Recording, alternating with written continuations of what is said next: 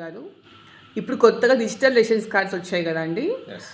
ఇక మీదట digital rations card మాత్రమే తీసుకురావాలి, పాత కూడా తీసుకొస్తే మీరు చూస్తారా? అందరికీ నమస్కారం. నా పేరు డాక్టర్ కోనంకి శ్రీధర్. శ్రీలక్ష్మి ఎముకల నరాల ఫిజియోథెరపీ అనంతరం గుత్తి రోడ్ నాయుడు ఎంపైర్లో ఉంటుంది. మేము స్థాపించినటువంటి సంవత్సరం నుంచి ఈ రోజు వరకు రేపు తర్వాత ఎల్లుండి కూడా వైట్ రేషన్ కార్డు, ఎవరైతే తెల్ల ration card original card Andhra Pradesh ప్రభుత్వం కొత్తగా ఇచ్చినటువంటి డిజిటల్ రేషన్ కార్డు తీసుకొని రాగలిగితే వాళ్ళకు 10 రూపాయలు కన్సల్టేషన్ ఫీజు, 50 రూపాయలు ట్రీట్మెంట్ ఫీజు ఉంటుంది. ఒకవేళ మీరు 40 సంవత్సరాలు, 50 సంవత్సరాలు, 30 సంవత్సరాలు, 20 సంవత్సరాలు పాత కార్డులు కానీ, జిరాక్సులు కానీ, కలర్ జిరాక్సులు తీసుకొస్తే అవి క్లియర్గా యాక్సెప్ట్ చేయబడవు. ఎందుకంటే ఆంధ్రప్రదేశ్ ప్రభుత్వం గైడ్లైన్స్ ప్రకారం ఒరిజినల్ వైట్ రేషన్ కార్డు, కొత్త కార్డ్స్ మాత్రమే యాక్సెప్ట్ చేస్తాం. ఇది ప్రజలు కూడా గుర్తుంచుకోవాల్సిందిగా కోరుతున్నాం.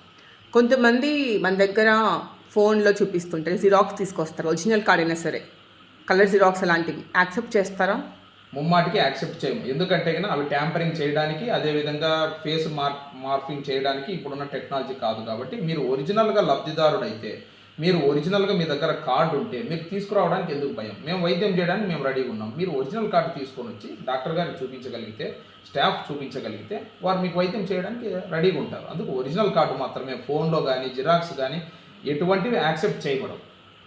ఫిజియోథెరపీ ట్రీట్మెంట్ ఎంత తీసుకుంటున్నారు?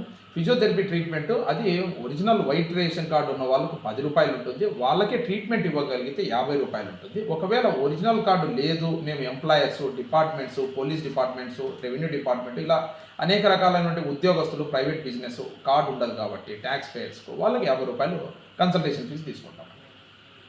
ఓకే, థ్యాంక్ యూ డాక్టర్ గారు. Thank you.